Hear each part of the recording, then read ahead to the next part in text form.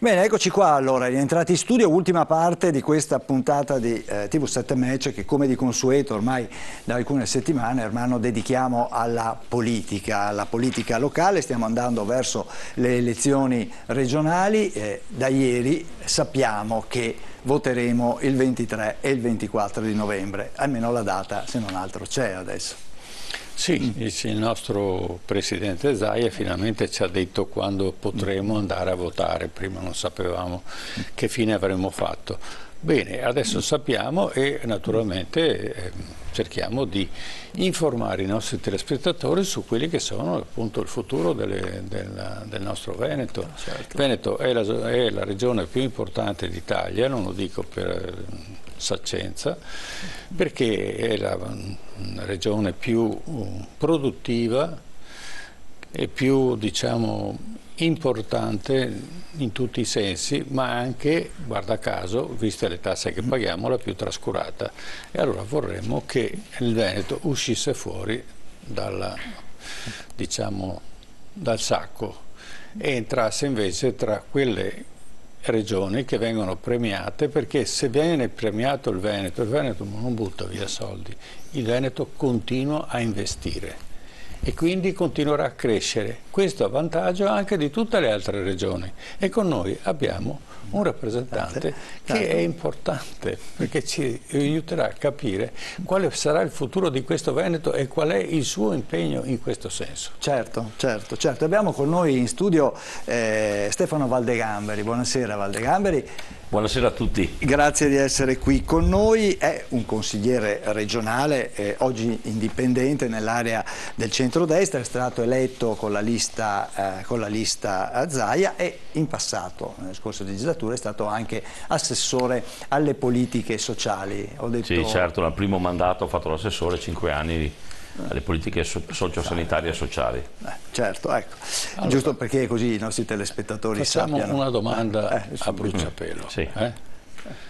Questa, diciamo, autonomia veneta, quanto dobbiamo aspettarla? Siamo seri nei confronti di questi veneti che mi pare l'85% sono andati a votare per il sì. È importante l'autonomia, ma non tanto perché vogliamo essere diversi e andarcene da altre parti, perché riusciamo a produrre meglio e e vivere più efficacemente ed avere quei servizi che in questo momento ci mancano. Prego. Il tema dell'autonomia è una delle grandi battaglie che mi ricordo quando è nato. C'era un movimento, un fermento nella regione, anche di movimenti indipendentisti. Io stesso depositai un progetto di legge molto provocatorio, che è quello per l'indipendenza, che poi fece generare una controproposta per l'autonomia.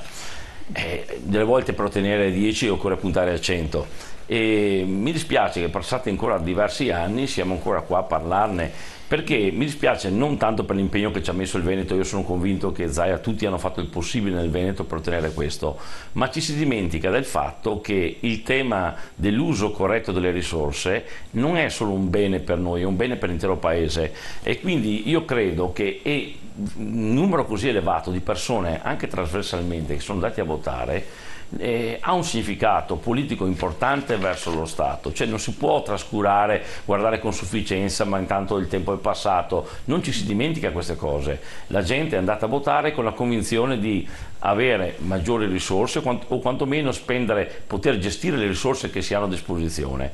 Ora i progetti di legge che ci sono non danno maggiori risorse, danno un po' la possibilità di gestire quelle che già si hanno. Io devo dire che noi abbiamo un deficit storico come Veneto della sua spesa sui trasferimenti, cioè noi riceviamo meno di quello che poi diamo, ma diamo rispetto alla media italiana, cioè noi paghiamo di più e riceviamo di meno della media italiana delle altre regioni in termini pro capite, e questa è una grande ingiustizia che noi stiamo subendo tutti i giorni. Io credo che l'obiettivo dell'autonomia è quello appunto di di essere trattati prima di tutto come cittadini al pari degli altri, visto che siamo quelli che contribuiscono in modo attivo al paese e i soldi vengono bene o male spesi bene.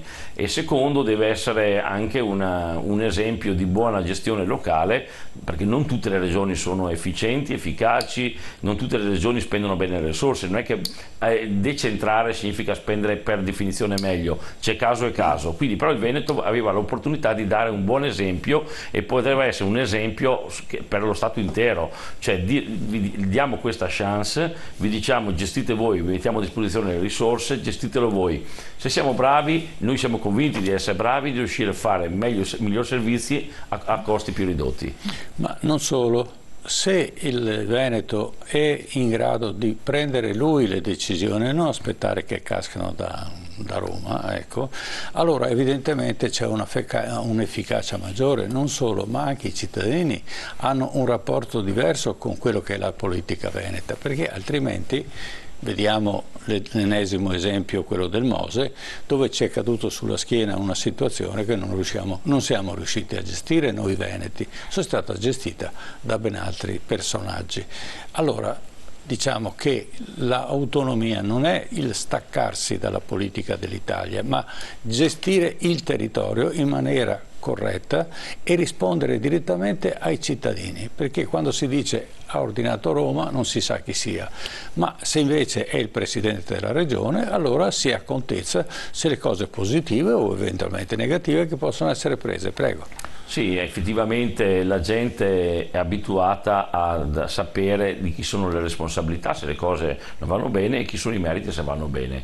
E questo avvicinando la politica al territorio e avvicinando la gestione meglio dell'amministrazione pubblica, della cosa pubblica, tu hai di fronte a te il responsabile. Se fa bene lo premi, se non fa bene lo accusi e lo metti da parte. Ecco, questo credo che il problema dell'Italia è che nessuno mai risponde di niente, le cose finiscono così, la cosa non va bene, ma di chi è la colpa? C'è un scaricabarile generale, scarica dall'alto tutto. Quindi una volta tanto che c'è definito quali sono le tue competenze e sei tu a gestirlo, è chiaro che poi non hai alibi, devi fare bene per forza. Quindi aspettiamo questa autonomia, ma adesso entriamo invece in altri settori. Per esempio la viabilità. Una delle cose che è stato trascurato nel Veneto, non per colpa dei veneti, ma naturalmente tutto deriva sempre da Roma e questo è il motivo per cui chiediamo l'autonomia, è proprio il fatto che noi abbiamo una viabilità insufficiente per quello che è il nostro livello di produzione e di collegamento, perché non abbiamo l'alta velocità, non abbiamo le autostrade sufficienti, abbiamo la regione più turistica d'Italia, dove c'è un'attrazione notevole, ma quando si arriva l'estate la gente deve fare la fila in autostrada pur pagando il pedaggio. Ecco, sono delle cose assurde. Poi naturalmente c'è il problema che affittiamo le autostrade a dei privati che ci possono speculare sopra. Allora vorremmo capire il futuro, se si possono prendere in mano queste situazioni e dare la possibilità. L'alta velocità non c'è da Venezia a Bologna, da Bologna in poi c'è l'alta velocità, pago il biglietto per alta velocità, però io l'alta velocità non ce l'ho.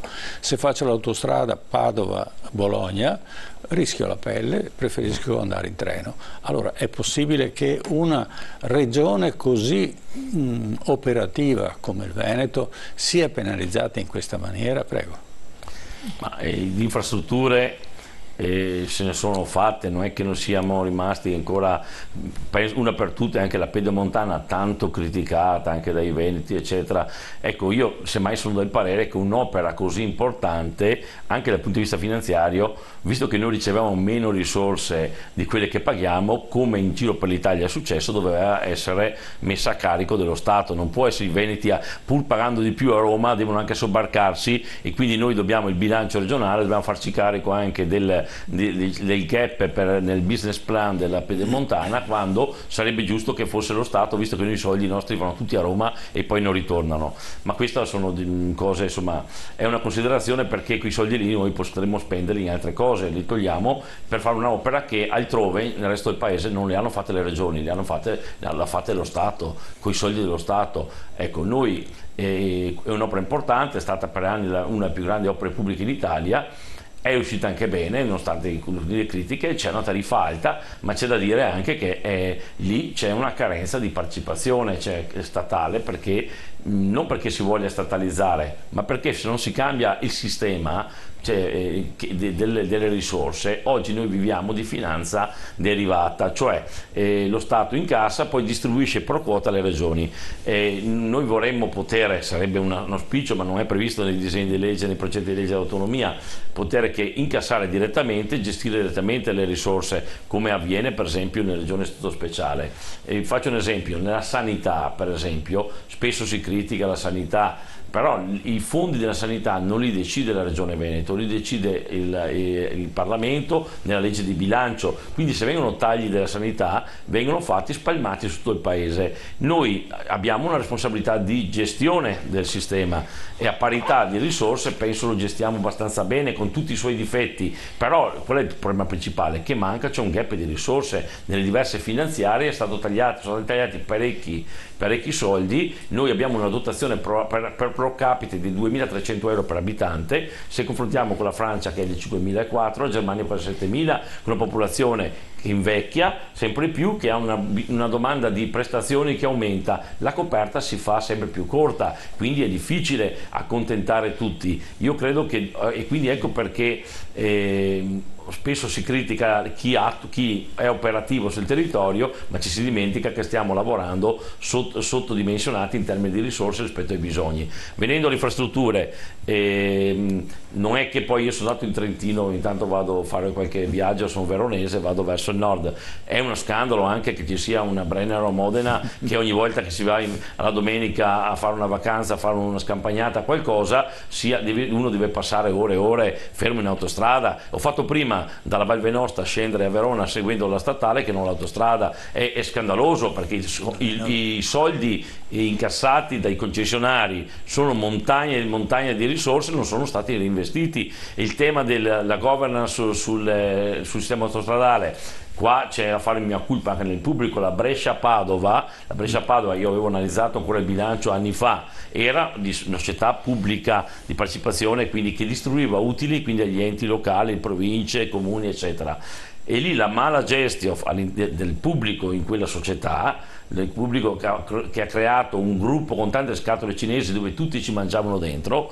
e io avevo contestato ancora allora, ho detto noi potremmo abbassare la tariffa quasi della metà e ancora potrebbe fare utili questa qua, e invece perché andavano disperse, invece faceva perdite e hanno fatto cedere le quote in mano al privato. Il privato è chiaro che non fa beneficenza, arrivano gruppi stranieri, banche eccetera, colossi da fuori, i quali ovviamente mungono finché possono la vacca, perché finché ha latte poi te la lasciano lì, abbiamo visto cosa è successo. Quindi io sono dell'opinione che ci deve essere una regia regionale nel sistema delle autostrade, che anche qua in questo caso era lo Stato la regia, e il Ministero delle Infrastrutture e dei Trasporti, le tariffe autostradali passano da Roma. Io vorrei una regia regionale, questo è un federalismo del sistema autostradale, che sia in mano pubblica, però con un pubblico responsabile e che risponda e che reinvesta queste risorse poi nel migliorare tutto il resto della viabilità. Sarebbe una cassaforte che noi avremo molto importante, che potremmo investire e non lasciare gli utili in mano a multinazionali che vanno a spendere in giro per il mondo.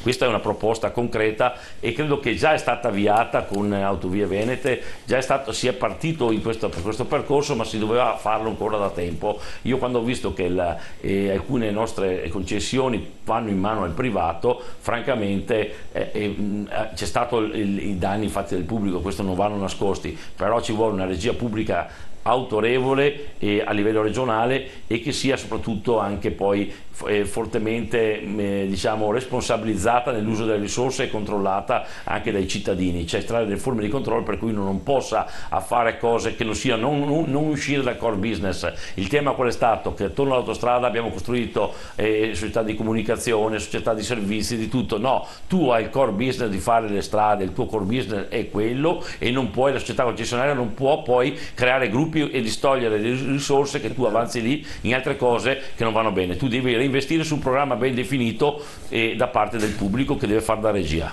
Ecco, bisogna dire anche una cosa ai nostri telespettatori, che in Europa nessuno mette il pagamento delle autostrade, salvo la Spagna che mette il pagamento delle autostrade fino al completamento dell'investimento che ha fatto. Dopodiché l'autostrada è gratuita, perché noi già paghiamo una tassa sulla strada. E addirittura che vengono affittati ai privati delle autostrade per specularci sopra, direi che insomma è diventato, se guardiamo bene anche qui, è diventato un grande business. Certe aziende industriali, quando hanno finito di fare vestiti o altre cose, si sono spostate nell'immobiliare, in quei grandi business lì, perché è un business molto remunerativo. Lei si batterà per questo? Ma questo io sempre l'ho detto da anni, che ho fatto anche un'analisi dei bilanci di questo, per dire quant'è anche la marginalità, quanto noi paghiamo in più che va a finire in efficienza. Questa cosa qua per me è fondamentale, perché noi oggi abbiamo difficoltà di risorse, ma quelle che si incassano devono essere investite in maniera efficiente, efficace e non distolte per fare i business di qualche privato, di qualche furbacchione che distoglie le risorse. Ma questo sistema qua, ahimè, se qualcuno ha fatto il furbo è perché le regole gli hanno permesso di farlo e ora vanno cambiate le regole. Ecco perché non più gestione ministeriale ma gestione regionale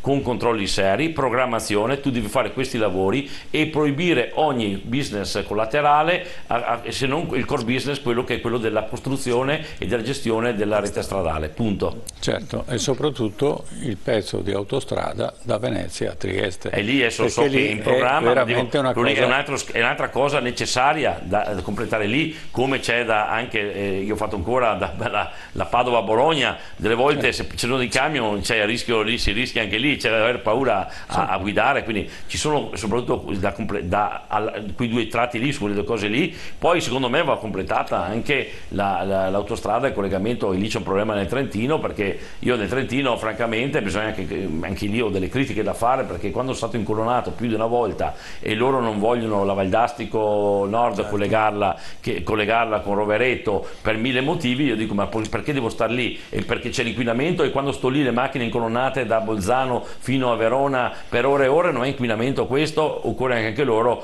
ci vuole anche lì qualcuno che dica adesso basta, perché basta ipocrisie, e completare quel collegamento lì, che diventerebbe importante, solleverebbe la Brennero-Modena, almeno nei tratti poi attorno al lago di Garda che sono sempre congestionati, e porterebbe chi vuole andare a Padova a venire direttamente a Padova, non deve fare il giro per Verona. Certo, certo. Allora, sanità, ospedali, naturalmente, medici che mancano, che cosa si propone per il prossimo turno dell'autonomia? Occorre anche qui fare delle premesse, perché spesso chi non conosce il sistema magari punta il dito a destra, manca. O mi ricordo, tanto per richiamare una mia interrogazione, mi ricordo risoluzione ancora di 12 anni fa, che poneva il tema che saremmo rimasti senza medici, senza personale sanitario, ed era talmente lapalissiano, talmente ovvio, che io lo sollevai e ho detto guardate che se guardiamo l'anzianità degli operatori, vediamo l'andamento, la richiesta e le prestazioni, era chiarissimo che con questi numeri chiusi, con poche diciamo specializzazioni eccetera, a un certo punto ci saremmo trovati con un collo di bottiglia che avrebbe bloccato il sistema. Mi ricordo però, bisogna a onore del vero, che questa cosa l'abbiamo sollevata, ma la programmazione anche in questo caso non la fa la regione, la fanno l'università, dipende dal ministero, anche qua queste doppie competenze, dove da Roma si teneva sempre ristretto, numeri chiusi, perché, e c'era anche il mondo accademico che criticava la mia posizione. Io ho avuto un dibattito una volta e vedevo dai giornali che andava dalla politica: no, dobbiamo migliorare la qualità, per la qualità dell'insegnamento occorre tenere numeri chiusi, se no non riusciamo. Ma perché hanno una visione molto, tu in Italia abbiamo una visione molto egoistica, ognuno pensa al proprio orticello, non abbiamo una visione generale, manca, cioè l'importante è che abbia poche persone da formare, perché non ce la faccio, non abbiamo strutture, aule e mezzi. Nel frattempo abbiamo investito in strutture, aule e mezzi in facoltà che generano disoccupati, dobbiamo dirlo, che sono in funzione non della domanda che c'è nel mercato, dei bisogni dei cittadini, ma sono in funzione dei professori, di dare occupazione. L'occupazione è fine a se stessa, la chiamo io. Ecco, questo è il primo grave deficit che stiamo oggi pagando. Ecco perché anche su questo caso è che la programmazione e così pure le risorse non sono regionali, dipendono dall'alto. Secondo tema, che l'ho in parte accennato prima, secondo me, al di là di poi tutti gli aspetti organizzativi, si può migliorare molto anche nel Veneto. Il tema sociale, per esempio, sto preparando un programma, è ancora fermo. Quando ero assessore, come impostazione avevamo una macchina che era buona, molto buona, faceva scuola in Italia. Io ero nella commissione politiche sociali della conferenza Stato-Regione, ero il presidente e passavo i provvedimenti del Veneto ad altri colleghi assessori in giro per l'Italia, il Veneto era un riferimento nel sociale. Devo dire, onor del vero, che negli ultimi anni siamo rimasti abbastanza fermi, non siamo più il modello di riferimento nel sociale, lo siamo magari in altre cose, e quindi c'è da lavorare qui. È un ambito molto delicato, perché nel frattempo, se la macchina allora era un'ottima macchina, adesso, come noi cambiamo anche noi l'auto in 8 anni, non possiamo pensare di viaggiare con un'auto di 15 anni fa o 20 anni fa, quindi va ritarato. E secondo me, secondo la mia visione, ne ho parlato anche con qualcuno che sarà forse candidato anche a presidente, ho detto: guarda, dobbiamo snellire, innanzitutto creare modelli nuovi. Non basta oggi un anziano, per esempio, c'è o la casa di riposo o la badante, non hai nient'altro. Ancora allora io stavo programmando delle forme intermedie di supporto leggere, non burocratizzate, di supporto alla famiglia, in modo tale da permettere il più possibile. Per esempio, quando io porto, per esempio, noi portiamo i bambini li portiamo alla scuola d'infanzia durante il giorno, perché anche l'anziano magari durante il giorno possiamo creare dei centri dove vengono accuditi, gestiti anche professionalmente, e poi rincasare la sera. Cioè dobbiamo fare una forma per non caricare la residenzialità, per non strappare neanche dalle famiglie già di per sé fragili queste persone, e dove lo Stato poi deve pagare molto di più, farle tenere il più possibile a casa, supportando in ogni modo la famiglia, per esempio. Sì, questo è giusto, però teniamo presente che per rimediare a questa situazione che si è creata ci vogliono anni adesso. Adesso ci vogliono anni, sì. Non posso inventarmi i medici in 24 ore. Ci vogliono e anni, allora nella specializzazione, perché vengono selezionate? Lasciamo liberi che ciascuno si specializza per quello che vuole fare, perché sennò alla fine non ci troveremo medici preparati per poter entrare negli nuovi ospedali. Ma adesso vorrei fare una domanda. L'ospedale di Padova, quando è che cominciamo a farlo? Ma io non sono molto preparato su temi padovani, ma è nella programmazione. Ci dica la sua idea. Perché? Ma questo siccome ne parliamo all'assessore. Da 50 anni. Sì, insomma è nella pianificazione regionale, nella programmazione. So che questo, l'aspetto operativo, dovremmo chiederlo magari all'assessore Lanzarin, che può dare meglio tempi e modi. Lo faremo, di questo. Loro. Io dico che oltre alle strutture dobbiamo cominciare a ripensare anche i servizi. Ci rendiamo conto che anche la medicina oggi, i mezzi, la tecnologia che abbiamo, la tecnologia porterà a grandi innovazioni per l'intelligenza artificiale, pensiamo alle tecnologie che ci sono. Potremmo fare anche delle check-up a domicilio, stando a casa, Bisogna cominciare a pensare anche, guardare in giro per il mondo, cercare modelli nuovi per cercare, non è che tu risolvi il problema della sanità facendo un ospedale nuovo, lo risolvi dando un servizio efficiente, veloce e che sia efficace e valido. Ecco, quindi anche se uno dei temi che abbiamo difficoltà è quello della diagnostica, dove stanno prolificando anche il mondo privato perché il pubblico da solo non ce la fa. Ecco, occorre secondo me cominciare anche a riorganizzare, più che creare strutture, riorganizzare il lavoro in modo di dare servizio e risposte ai bisogni sanitari, usando anche le tecnologie e i modelli che abbiamo oggi a disposizione, che vengono mai usati. Quindi c'è un impegno specifico per la sanità veneta, ma guardi, quello di cambiare il tipo di sanità, perché sennò così non guarda, ma questo non è solo un problema del Veneto, è un problema, ahimè, nazionale. Perché parliamo delle elezioni del Veneto. La prima cosa da fare è, lo dico molto francamente, ho fatto diversi comunicati, diversi appelli.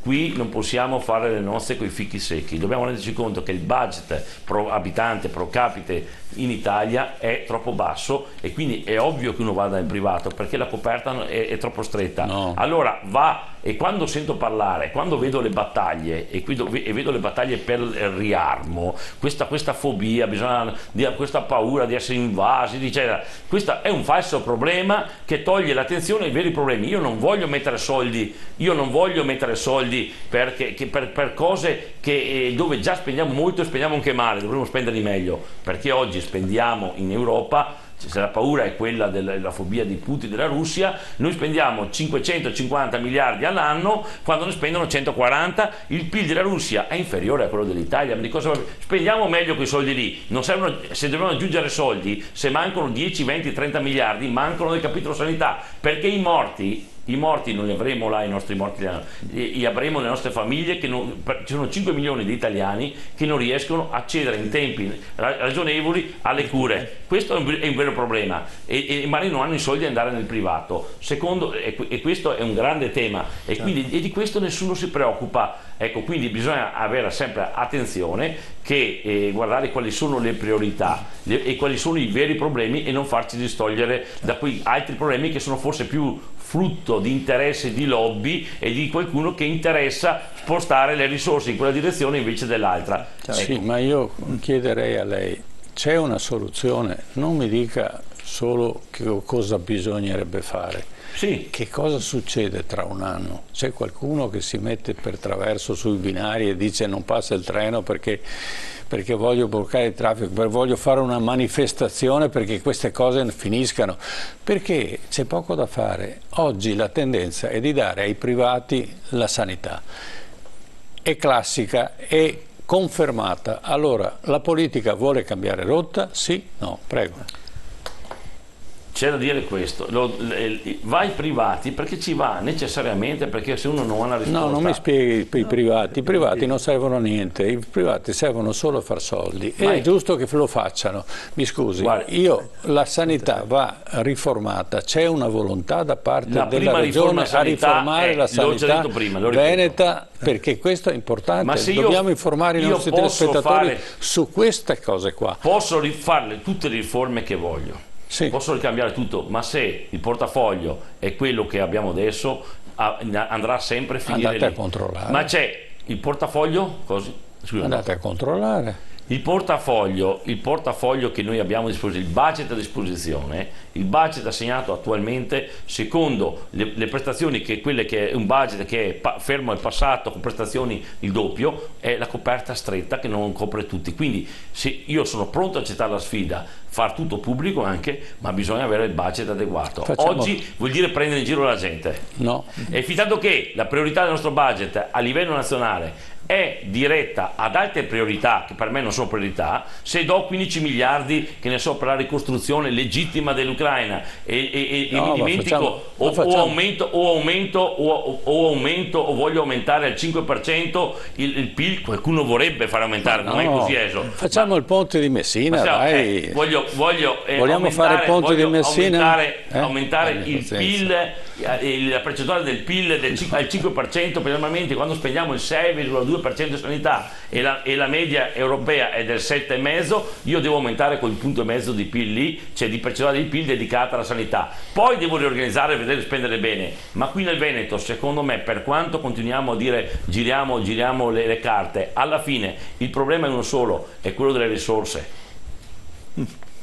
Sì, appunto, ma noi paghiamo un sacco di tasse, veneti. Allora le vogliamo indietro queste tasse sotto forma di servizi. Sono d'accordo. Basta, è finito. Me lo dica lei però, non devo dirlo io. Io le faccio domande, lei mi dia guardi, mi scusi, lei mi dia le risposte. Io se avessi la possibilità e lei è politico, io parlo con politiche. Sono un consigliere regionale, non sono io. Il sistema oggi è talmente facile. Il tema è questo. Ma guardi che Gandhi non faceva il politico, sì, faceva soltanto, tirava solo stava a non mangiare, a dimostrare.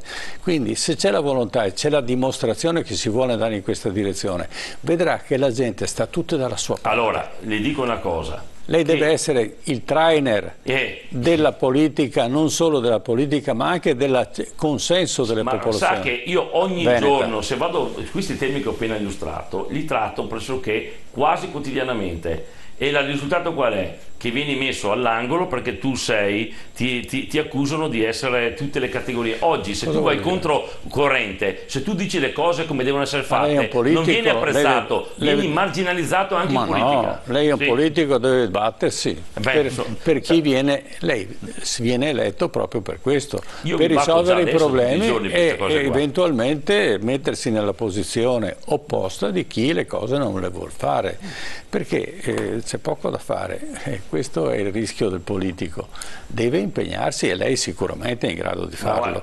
Allora torniamo invece, facciamo un passo più avanti. Bisogna avere anche l'idea dove si vuole parare, perché l'impegno occorre le idee chiare, conoscere il sistema, sapere dov'è il difetto e avere la soluzione. E io quello che l'ho detto, ho fatto un bignami di quello che è un'esperienza di diversi anni. Oggi il problema principale è che bisogna intanto portare una gestione a livello, cioè anche delle risorse, perché senza risorse tu fai filosofia. Io posso fare il sistema migliore, efficiente che vuoi, posso migliorare, ma oggi c'è una endemica carenza di risorse. Ma fin tanto che nelle aule parlamentari non si parla mai di questo, ma si parla solo di riarmo, e poi c'ho il problema che uno si lamenta della lista d'attesa, è una contraddizione di termini. Occorre fare delle scelte e delle priorità. Prima di tutto occorre aumentare le risorse destinate in questa direzione, magari, e non in altre che stiamo facendo. Secondo, occorre anche a rivedere, creare, parlavo nel sociale, modelli nuovi, c'è solo magari più flessibili, meno costosi, per supportare le famiglie che stanno scoppiando. E poi c'è il grande tema della natalità, cioè non è inutile che ci lamentiamo che siamo invasi da flussi di persone da tutto il mondo. Cioè, rendiamoci conto che siamo una natalità che è tra gli indici più bassi al mondo, in Europa, ma il mondo ormai. E come pensiamo di creare un futuro sostenibile di questo paese, nella sanità, nel sociale, nei servizi, nell'economia? Senza rimettere in moto, senza la natalità, non riusciamo a farlo. Con questo pochi giovani avranno sulle spalle una montagna di prestazioni, di impegni, e scoppierà il sistema. Sì, allora le spiego, noi facciamo queste trasmissioni, credo che siamo l'unica emittente, per mettere in chiaro quelle che sono le problematiche che i nostri telespettatori hanno tutti i giorni. Ecco, chiedo, mi dica lei, vado dal parroco a far risolvere i problemi, vado dalla badante a far risolvere i problemi, o vado dal politico? Allora mi scusi, non ho finito la domanda. A chi mi devo rivolgere? Mi rivolgo a lei che è un politico, poi dopo di lei, prossima settimana ce ne saranno degli altri e faremo le stesse domande, perché la gente deve rendersi conto quanto l'impegno dei singoli politici è in questi settori che sono vitali per la regione. Mi scusi, passiamo perché sennò il tempo mangia le ore. La scuola. La scuola è la fuga dei cervelli.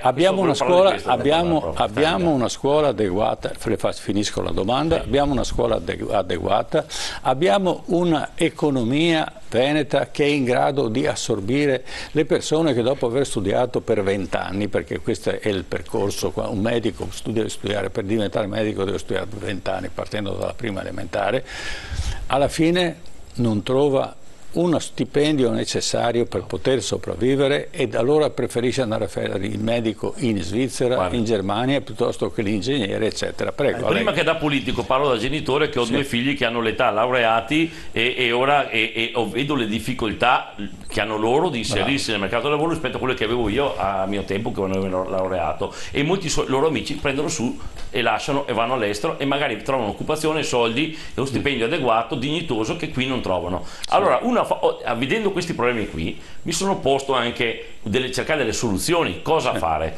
Noi spendiamo una marea di soldi e abbiamo un fondo sociale europeo che va alle regioni, che viene una marea di rivoli, di corsi, non corsi, che servono forse più per alimentare chi li organizza che non dare il risultato concreto. Abbiamo una marea di risorse quindi che viene persa in tirocini, corsi, formazioni varie, che alla fine io vorrei spostare e cambiare totalmente il sistema.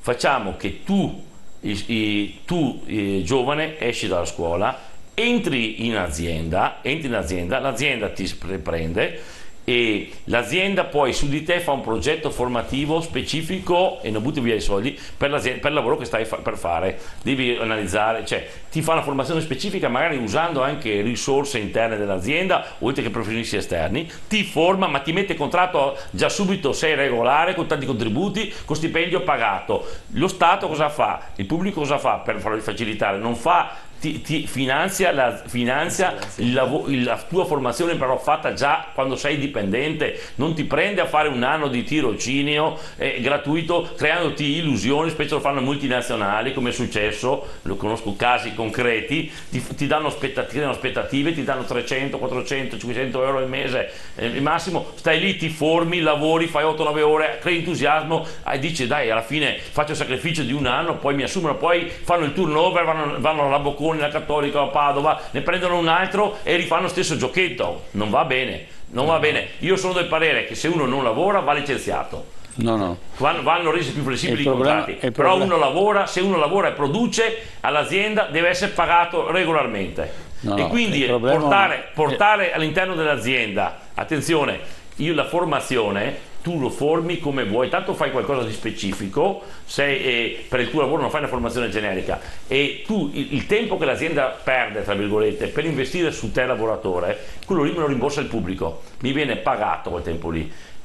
Tanto lo spendiamo lo stesso i soldi lì, anzi forse che di più, però senza avere risultato. Io ti pago il tempo che tu investi, non voglio che grava sul tuo bilancio. Formi un bravo dipendente, formi un bravo tecnico, formi un bravo dirigente d'azienda, ti do una mano, ti pago tutti gli strumenti, te lo pago io l'azienda, ma non vado a fare tirocini, corsi, cazzate varie, scusate il termine, che poi alla fine è un dispendio di risorse. Il ragazzo si demotiva, cosa fa? Prende su, chiama all'estero e va via. Tanti sono andati via perché qui, prima di essere inseriti con stipendio normale, arrivano a 40 anni e poi non fanno figli, non fanno famiglia e ci lamentiamo tutte le altre cose. È un problema anche sociale, non è un problema di dignità di chi. Poi se c'è il lavativo che non vuole lavorare, quello sono il primo a dire, piuttosto diamo meno ipergaranzie. Io sono dell'opinione, sarei contro anche le forniture di manodopera, contro tutte quelle intermediazioni lì.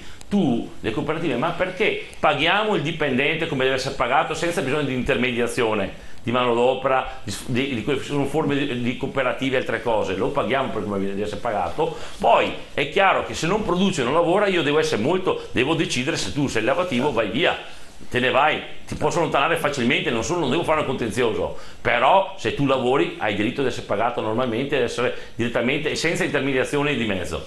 Questa è la mia proposta. Ma diciamo qual è la soluzione? La soluzione non è questa, perché comunque anche se li assumi non hanno uno stipendio adeguato. Guardi i medici in ospedale cosa gli danno? Gli danno 800, 500, 700, 1000 euro. Ma uno che ha studiato tutti gli anni che ha studiato viene assunto forse quando, come, senza sicurezza, non solo, ma a scuola. Parliamo di scuola. Quanti docenti sono a tempo determinato? Il 40%. Il resto sono tutti provvisori, con nessuna sicurezza, pagati male e a chiamata. Ma mi scusi, si può creare una cultura, cioè hanno in mano il cervello dei nostri figli, dei nostri nipoti, e noi non li paghiamo a sufficienza perché possano sopravvivere in un ambiente normale. Guardi gli stipendi che paghiamo noi ai docenti universitari o ai docenti, agli insegnanti di scuola media e di scuola superiore, e quello che paga la Svizzera o quello che paga la Germania o la Francia, esattamente, almeno il doppio. Allora vuol dire che c'è qualcosa che non funziona. E allora dobbiamo fare il ponte di Messina. Allora sì, andiamo avanti sull'altro. Pensi quello che nemmeno è assunto, non è neanche i contributi versati, non prende neanche 1000 euro lì e sta lì male 1 anno, 2 anni sbattuto da un'azienda all'altra, ancora peggio quello. Certo, ma questa è l'Italia. No, allora, è chiaro che uno fa le valigie, è approvato, va via, ma cosa vuoi che faccia? Al massimo che posso fare è mettere a disposizione sua e dei suoi colleghi, tutti i politici, e qui possono venire tutti, a dire quello che vogliono fare per cambiare queste problematiche, e sono cambiabili, perché si possono fare. Se noi paghiamo ancora adesso miliardi per andare in autostrada e nessun paese in Europa far pagare il passaggio autostradale, allora quei soldi dove vanno a finire? Mi scusi, ma questo vale per molte altre cose. Dulcis in fundo, la sicurezza. Abbiamo le zone rosse, perfino le zone rosse, come se avendo le zone rosse riusciamo a eliminare la sicurezza. Prego, a lei. Ma sì, questo qua è, come dire, è un po', le zone rosse è una zona protetta, sposto il problema in un'altra zona, vabbè, non è, io vado in certi stati dove si può viaggiare, spesso criticati, dove puoi stare tranquillo di notte, muoverti in metropolitana, puoi andare dove vuoi, nessuno ti tocca. Esatto. Il tema qua è complesso, sempre di competenza più che regionale e statale. Io credo che su questo, fin tanto che, come è successo nei giorni scorsi, una persona commette un reato, lo lasci, dopo 10 appena esce ne fa un altro ancora peggiore, e qua c'è un senso di impunità, e poi il buonismo, non so come chiamarlo, il tema è che fin tanto che uno sa, quando uno commette un reato, sa qual è il rischio e qual è, mette di fronte i costi e benefici, ma fin tanto che i benefici sono su benefici e i costi e rischi, che sono i rischi, magari di pagare qualcosa, succede qualcosa, sono quasi pari a zero. È chiaro che la spinta, uno che ha la propensione a delinquere, non è che la perde, anzi l'aumenta, perché dice la faccio franca e poi nessuno rimarrà impunito, e questo è il primo problema che noi abbiamo. Ma c'è la migrazione che peggiora la situazione. C'è l'emigrazione. È vero che molti che, se guardiamo le statistiche, sono tra gli immigrati, tra quelli spesso clandestini, spesso gente che viene qui, fanno scorribande dall'est, vengono qui, ci sono dei criminali patentati, come ci sono tantissimi anche immigrati che lavorano e che sono seri. Io ne conosco degne persone, che guai se non ci fossero. Non dobbiamo criminalizzare le categorie, perché poi ci lamentiamo, però in casa nostra la badante viene da fuori, se c'è da andare in fabbrica, se non c'è. C'è anche da dire una cosa, che spesso abbiamo delle norme. Io parlo proprio di agricoltura, mi viene in mente l'esempio concreto che ho seguito recentemente. Abbiamo il problema dei costi di produzione delle materie agricole sempre più bassi. Le nostre aziende chiudono, parlavo proprio in campagna, cereali eccetera. Poi vai a capire com'è il sistema, consegnano la grande distribuzione. La grande distribuzione, ovviamente, che sono 11 soggetti in Italia, fanno oligopolio, monopolio, e obbligano a produrre sotto costo. È chiaro che quando tu produci sotto costo, cosa succede? Solo il criminale riesce a produrre, le persone oneste non ce la fanno. Ci siamo trovati di fronte anche cooperative di extracomunitari, indiani eccetera eccetera, i quali cosa facevano? Prima facevano venire le persone per dei flussi in Italia pagando 10.000 euro, ho fatto un'indagine io, circa 10.000 euro a persona pagano per venire in Italia, quindi hanno già lucrato lì, poi prendono in affitto un po' con dei contratti di partecipazione un po' di terreni, producono e vanno a vendere tramite complicità anche di qualcuno dei nostri, vendono alla GDO. Se una cosa costa 70 a produrlo, la vendono a 40, e quindi la moneta cattiva scaccia quella buona. Io ho avuto anche addirittura un'azienda di un extracomunitario che da qua da anni, il quale è vittima di questo sistema da parte dei suoi connazionali, che è venuto a me a denunciarlo, magari un tempo faceva così anche lui. Quindi fin tanto che anche in questo caso io ho proposto una cosa: se vogliamo risolvere uno dei tanti problemi dell'agricoltura, che è il problema dei prezzi dei prodotti. Dobbiamo innanzitutto creare un costo minimo di produzione, cioè sotto questo costo minimo tu non puoi vendere, perché è impossibile, poi devi dimostrarlo. Se io vado da una grande distribuzione, vado sul scaffale e trovo delle fatture di acquisto di, che ne so, delle zucchine e vedo che sono a 0,40, quando so che produrle minimo, più quanto bravo sei, meno di 0,60 non le produci, vuol dire che tu sei complice del malaffare, vuol dire che qualcuno sotto ha lavorato in nero, qualcuno è stato sfruttato, qualcuno ha fatto speculazione. Quindi occorre una corresponsabilità, bisogna trovare delle norme, altrimenti succede che chi ha il monopolio vuole comprare a prezzi sempre più bassi e sotto un certo limite le aziende sane, quelle che pagano i contributi, quelle che sono in regola, sono destinate a chiudere. Avremo la delinquenza, malavita, avremo una gestione di persone, di improvvisati, e con rischio anche alla salute, perché poi i controlli igienico-sanitari non hanno nemmeno il quaderno in campagna, non hanno libretti, non fanno niente. Intanto si viene che il controllo, un nome sconosciuto non ha nulla, non rischia nulla. Questo è il problema, e sono problemi concreti questi, che vanno affrontati. Sì, certo, li abbiamo affrontati più volte, sono 20 anni che ne parliamo in questa trasmissione. E io ho fatto una proposta di legge per questi, però non sono io legislatore nazionale, io ho sollevati e proposte queste cose. No, la invitiamo più spesso, così lei aveva possibilità di ribadire costantemente certe cose che non so lei a che partito appartiene. Finora neanche uno, di centrodestra. Ecco, allora centrodestra, quindi il centrodestra si risolverà questi problemi. Non lo so. Sinceramente non so a chi rivolgermi. Ma francamente guardi, ci sono dei temi, io mi sono specializzato su alcuni temi sociali, ma anche agricoltura, perché la conosco bene.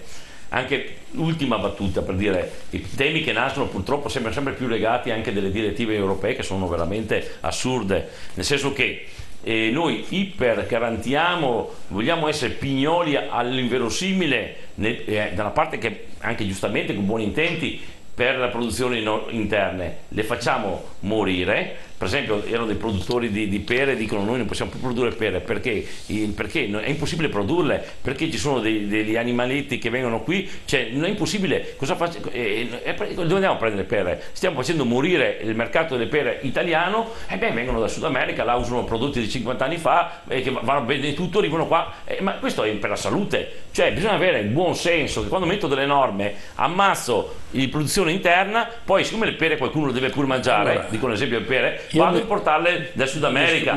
Non la capisco, io mi rivolgo a lei, e lei a chi si rivolge poi? Guardi che queste decisioni qua non sono né commissario europeo, capisce? Questo è un dibattito politico. Io sto parlando da politico. O ci dà delle soluzioni, che... oppure a fare la soluzione, la dico io qual è: mercato uguali a regole uguali. Non entra, se una cosa non si può ma chi le fa? L'Europa le fa, queste decisioni sono a livello europeo. Non è possibile che io porti grano e glifosato dal Canada, perché sono interessi internazionali che vanno sopra ogni norma, e poi io non posso importo i prodotti OGM, mangiamo OGM, ma io non posso produrre OGM. Dobbiamo metterci d'accordo, se vogliamo fare i salutisti, giusto farlo, però consumiamo solo prodotto nostro, se l'altro non c'è non si importa, si blocca l'industria, si blocca tutto. Siamo un paese siamo un continente di ipocrisia a livello europeo, perché oggi ormai la regione Veneto non fa norme di questo genere qua, neanche l'Italia, sono imposte da direttive europee, quindi le quali cercano vogliono distruggere la produzione nostra per favorire le importazioni, perché l'agricoltura deve essere sacrificata all'industria, l'agroindustria vuole comprare a meno prezzo senza problemi e lavorare e i prodotti magari con i made in Italy sopra, quando la nostra produzione la facciamo morire. Questa è la verità e nessuno ha coraggio di dirlo. E adesso lei l'ha detto. Bene, grazie, la inviteremo più spesso e avremo la possibilità di affrontare questi problemi, farli conoscere anche al nostro pubblico, perché naturalmente la gente è stanca di non vedere le risorse che paga, le tasse che paga, non tornare indietro sotto forma di servizi. Grazie. Grazie a Stefano Valdegamberi allora per essere stato con noi. Torniamo a ricordare che ora la data per le elezioni c'è, il 23 e il 24 di novembre andremo alle urne per eleggere il nuovo Presidente della Regione Veneto e anche il nuovo Consiglio regionale. Grazie ancora Valdegamberi per essere stato con noi, grazie a voi che ci avete seguito, adesso vi lasciamo alla nostra programmazione e ci rivediamo venerdì prossimo come sempre alle 21, TV7 Match. Buonanotte a tutti.